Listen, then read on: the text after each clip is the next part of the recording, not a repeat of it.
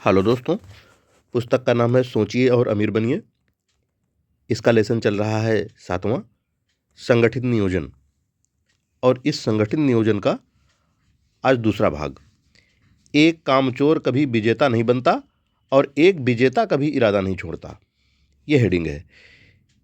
इस वाक्य को उठाओ, कागज के एक टुकड़े पर मोटे मोटे अक्षरों में लिखो और वहां लगाओ जहां आप हर सुबह काम करने के लिए जाने से पहले और हर रात सोने से पहले इसे देख सकें। जब आप अपने मास्टरमाइंड समूह के लिए सदस्यों का चयन करने की शुरुआत करते हैं, तो उन लोगों का चयन करने का प्रयास करें जो हार को गंभीरता से नहीं लेते हैं। कुछ लोगों को मूर्खतापूर्वक मानना मानना है कि केवल पैसे ही पैसे को बना सकता है। यह सच नहीं है। यहाँ नीचे लिखे गए सिद्धांतों के माध्यम से इच्छा अपने मौद्रिक समतुल्य में परिवर्तित हो जाती है। यह वह एजेंसी है जिसके माध्यम से पैसा बनता है। पैसा अपने आप में कुछ भी नहीं, बल्कि एक निष्क्रिय वस्तु है। यह चल नहीं सकता, सोच नहीं सकता या बात नहीं कर सकता, लेकिन यह सुन सकता है। जब एक आदमी इसकी इच्छा करता है, इसे बुलाने के लिए आवाज़ देता है। हेडिंग सेवाओं की बिक्री का नियोजन। इस अध्याय का शेष भाग व्यक्तिगत सेवाओं के विपणन के तरीके और साधनों के एक विवरण पर दिया गया है।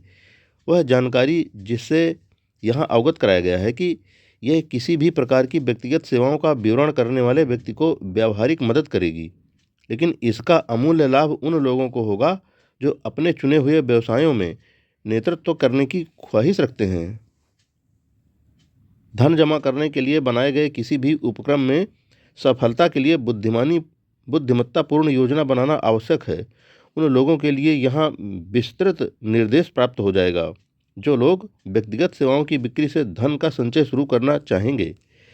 यह जानना प्रोत्साहक होना चाहिए कि व्यावहारिक रूप से सभी महान भाग्य व्यक्तिगत सेवाओं के लिए प्रतिफल के रूप में या विचारों की बिक्री से शुरू होता है।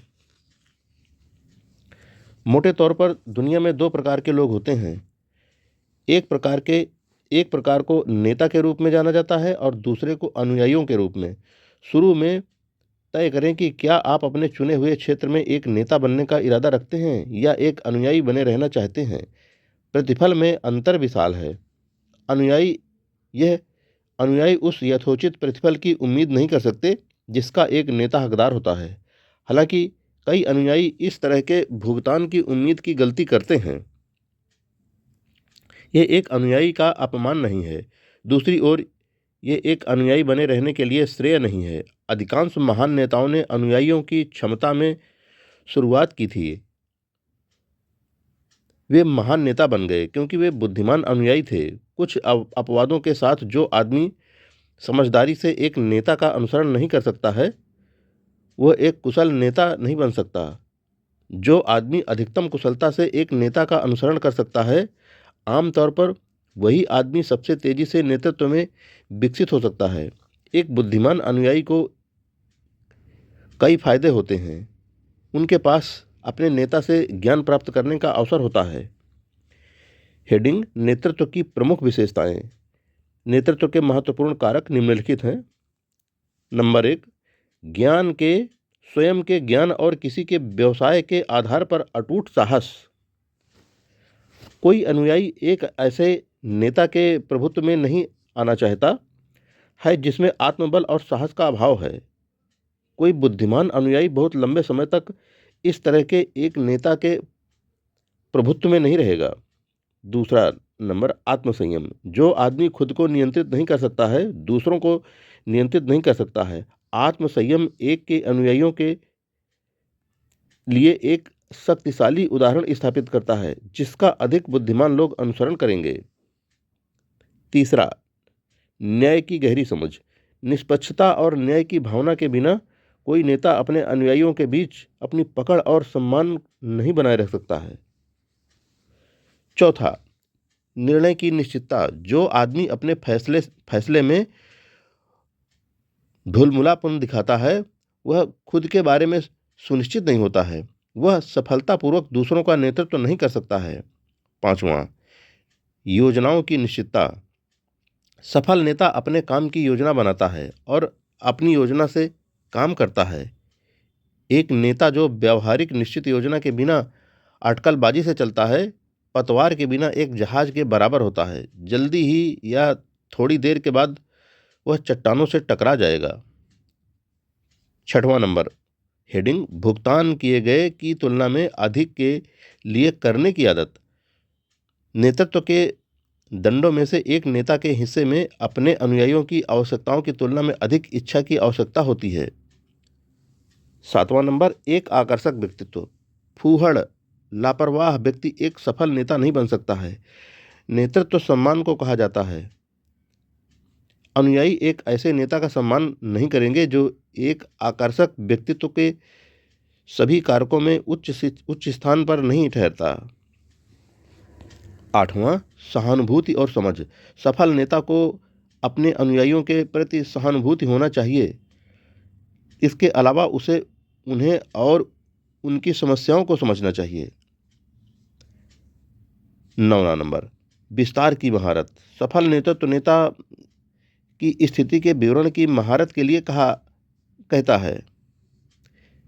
10वां नंबर, पूरी जिम्मेदारी ग्रहण करने की सम्मति। सफल नेता को अपने अनुयायियों की गलतियों और कमियों की जिम्मेदारी संभालने के लिए तैयार रहना चाहिए। यदि वह इस जिम्मेदारी को स्थानांतरित करने की कोशिश करता है तो वह नेता नहीं रह जाएगा। यदि उसका कोई अनुयायी एक गलती करता है और खुद को अक्षम दिखाता है तो नेता को मानना चाहिए कि यह उसकी अपनी विफलता है। 11 नंबर, सहयोग। सफल नेता को सहकारी प्रयास के सिद्धांत समझना और लागू करना चाहिए और अपने अनुयायियों को ऐसा करने के लिए प्रेरित करने में सक्षम होना चाहिए। नेतृत्व शक्ति की मांग करता है और शक्ति सहयोग की मांग करता है। नेतृत्व के दो रूप हैं। पहला सबसे प्रभावी अनुयायियों की सहमति और सहानुभूति के साथ नेतृत्व है। दूसरा अनुयायियों की सहमति और सहानुभूति के बिना बल द्वारा नेतृत्व है। इतिहास ऐसे सबूतों से भरा पड़ा है। बल द्वारा नेतृत्व सहन नहीं किया जा सकता है। तानाशाहों और राजाओं का पतन और लुप्त होना महत्वपूर्ण है। इसका मतलब है कि लोग अनिश्चित काल तक बलात् नेतृत्व का पालन नहीं करेंगे। दुनिया ने अभी अभी नेताओं और समर्थकों के बीच संबंधों के एक नए युग में प्रवेश किया है, जो व्यापार और उद्योग में स्पष्ट रूप से नए नेताओं और नेतृत्व के एक नए ब्रांड की मांग करता है। जो लोग बल द्वारा नेतृत्व के पुराने स्कूल के हैं, उन्हें नेतृत्व के नए ब्रांड सहयोग की एक समझ हासिल करनी होगी। यह अनुयायियों की श्रेणी और पंक्ति में निर्वासित हो जाना होगा। इसका कोई दूसरा रास्ता नहीं है। भविष्य में नियोक्ता और कर्मचारी या नेता और अनुयायी का रिश्ता व्यवसाय के लाभ के समान विभाजन पर आधारित आपसी सहयोग में से एक होगा। भविष्य में नियोक्ता और कर्मचारी के रिश्ते अतीत में ऐसा किए गए की तुलना में कहीं अधिक एक साझेदारी की तरह हो जाएंगे। नेपोलियन जर्मनी के कैसर विल्हेम रूस के जार और स्पेन के राजा बलात् नेतृत्व के उदाहरण थे। उनके नेतृत्व बीत चुके हैं। अधिक कठिनाई के बिना कोई भी इन पूर्व नेताओं के प्रोटोटाइप को अमेरिका के व्यापार, वित्तीय और श्रम नेताओं के बीच इंगित कर सकता है, जिनके गद्दी से हटाए जाने या त्यागपत्र देने की उम्मीद की गई है। केवल अनुयायियों की सहमति द्वारा नेतृत्व ही वह ब्रांड है जो सहन किया जा सकता है। मनुष्य अस्थायी रूप से बलात् नेतृत्व का अनुसरण कर सकते हैं, लेकिन वे ऐसा खुशी से कभी नहीं करेंगे। नेतृत्व के नए ब्रांड इस अध्याय में वर्णित नेतृत्व के 11 कारकों के साथ ही कुछ अन्य कारकों को गले लगा लेंगे। वह आदमी जो इनको अपने नेतृत्व का आधार बनाता है, उसे जीवन के किसी भी क्षेत्र में नेतृत्व करने का प्रचुर अवसर मिलेगा। मंदी लंबे समय तक थी, मोटे तौर पर क्योंकि दुनिया में नए ब्रांड के नेतृत्व का अभाव था। मंदी के अंत में ऐसे नेताओं की मांग जो नेतृत्व के नए तरीकों को लागू करने में सक्षम हो, आपूर्ति की सीमा को पार कर गया था। पुराने प्रकार के कुछ नेता अपने आप को सुधार लेंगे और खुद को नेतृत्व के नए ब्रांड के लिए अनुकूलित कर लेंगे, लेकिन आमतौर पर कहें तो दुनिया को अपने नेतृत्व के लिए नई लकड़ी की तरह देखना होगा। ये आवश्यकता आपका अवसर बन सकती है। अगली हेडिंग, नेतृत्व में विफलता के 10 प्रमुख कारण। हम अब असफल नेताओं के प्रमुख दोषों पर आ गए हैं, क्योंकि क्या नहीं करना है यह पता करना ठीक उसी तरह आवश्यक है जितना यह पता करना कि क्या करना है। नंबर 1, विवरण के आयोजन की अक्षमता। कुशल नेतृत्व विवरण व्यवस्थित करने और उसमें महारत हासिल करने की क्षमता की मांग करता है। कोई वास्तविक नेता कुछ भी करने में जो नेता के रूप में उसकी क्षमता में उसके लिए आवश्यक हो सकता है, कभी बहुत व्यस्त नहीं होता। जब एक आदमी चाहे वह एक नेता हो या अनुयायी, यदि मानता है कि अपनी योजनाओं को बदलने के लिए किसी भी आपात स्थिति पर ध्यान देने के लिए वह बहुत व्यस्त है, तो वह अपनी अक्षमता स्वीकार करता है। सफल नेता को अपनी स्थिति के साथ जुड़े हुए सभी विवरणों का मालिक होना चाहिए। बेशक इसका मतलब है कि उसे सक्षम सहयोगियों का ब्यौरा हस्तगत करने की आदत विकसित करनी होगी। दूसरा नंबर, विनम्र सेवा प्रदान करने की अनिच्छा। सही मायने में महान नेता जब अवसर की मांग होती है, किसी भी प्रकार का श्रम जो करने के लिए वे किसी अन्य को कह सकते होंगे, करने के लिए तैयार रहते हैं।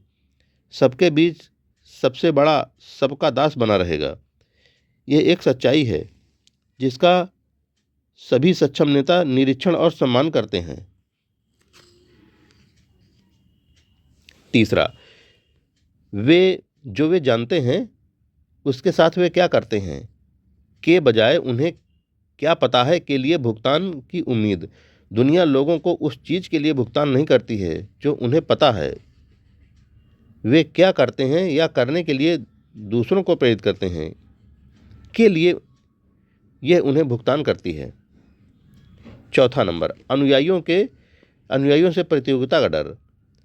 वह नेता जिसको डर है कि उसके अनुयायियों में से कोई एक उसकी स्थिति छीन सकता है, तो उसका डर अभी या बाद में व्यावहारिक रूप से साकार होना सुनिश्चित है। सक्षम नेता उत्तराधिकारियों को तैयार करते हैं जिनको वे अपनी स्थिति के किसी भी विवरण का वसीयतनामा कर सकते हैं। केवल इसी तरह से एक नेता खुद को बहुगुणित कर सकते हैं और खुद को एक समय में कई स्थानों पर मौजूद होने और कई बातों पर ध्यान देने के लिए तैयार करते हैं। यह एक शाश्वत सत्य है कि व्यक्ति अपने स्वयं के प्रयासों द्वारा जितना कमा सकता है उसकी तुलना में वे दूसरों से प्रदर्शन करवाने की अपनी क्षमता के लिए संभवतः अधिक वेतन प्राप्त करते हैं। एक कुशल नेता अपने कार्य के, अपने ज्ञान और अपने व्यक्तित्व के चुंबकत्व के माध्यम से दूसरों की क्षमता बढ़ाने और उन्हें उसकी मदद के बिना जितनी वह प्रदान करता है की तुलना में अधिक सेवा और बेहतर सेवा प्रदान करने के लिए प्रेरित कर सकता है। पांचवा नंबर, कल्पना की कमी। कल्पना के बिना नेता आपात स्थिति से निपटने और योजना बनाने के काबिल नहीं होता है, जिसके द्वारा अपने अनुयायियों का कुशलता से मार्गदर्शन किया जाता है। छठा नंबर, स्वार्थपरता। नेता जो अपने अनुयायियों के काम के लिए पूरे सम्मान का दावा करता है, उसकी असंतोष से मुलाकात होनी निश्चित है। वास्तव में महान नेता सम्मान का कोई भी दावा नहीं करता है। जब कोई सम्मान उसके अनुयायियों को प्राप्त होता है, वह उसे देखकर संतुष्ट हो जाता है, क्योंकि वह जानता है कि अधिकांश व्यक्ति प्रशस्ति और मान्यता के लिए उसकी तुलना में अधिक कठिन काम करेंगे जितना वे अकेले पैसे के लिए करेंगे। सातवां नंबर, असंयम। अनुयायी एक असंयमी नेता का सम्मान नहीं करते हैं। इसके अलावा अपने विभिन्न रूपों में से किसी भी रूप में असंयम उन सभी लोगों में जो उसमें लिप्त हैं धीरज और जीवन शक्ति को नष्ट कर देता है। आठवां नंबर, निष्ठाहीनता है। इसे शायद सूची में सबसे ऊपर आना चाहिए था। नेता जो अपने ईमान और अपने साथियों जो उसके वरिष्ठ हैं और जो उसके मातहत हैं के प्रति वफादार नहीं है, लंबे समय तक अपने नेतृत्व को बनाए नहीं रख सकता। निष्ठाहीनता व्यक्ति को पृथ्वी की धूल की तुलना में तुच्छ के रूप में चिन्हित करती है और व्यक्ति के सर को उस अवमानना से झुका देती है जिसका वह हकदार है। वफादारी की कमी जीवन के हर कदम पर विफलता के प्रमुख कारणों में से एक है। 9वां नंबर, नेतृत्व के प्राधिकार पर जोर। कुशल नेता प्रोत्साहन द्वारा नेतृत्व देता है। अपने अनुयायियों के दिलों में डर पैदा करने की कोशिश करने के द्वारा नहीं। नेता जो अपने अनुयायियों को अपने प्राधिकार से प्रभावित करने की कोशिश करता है, बल के माध्यम से नेतृत्व की श्रेणी में आता है।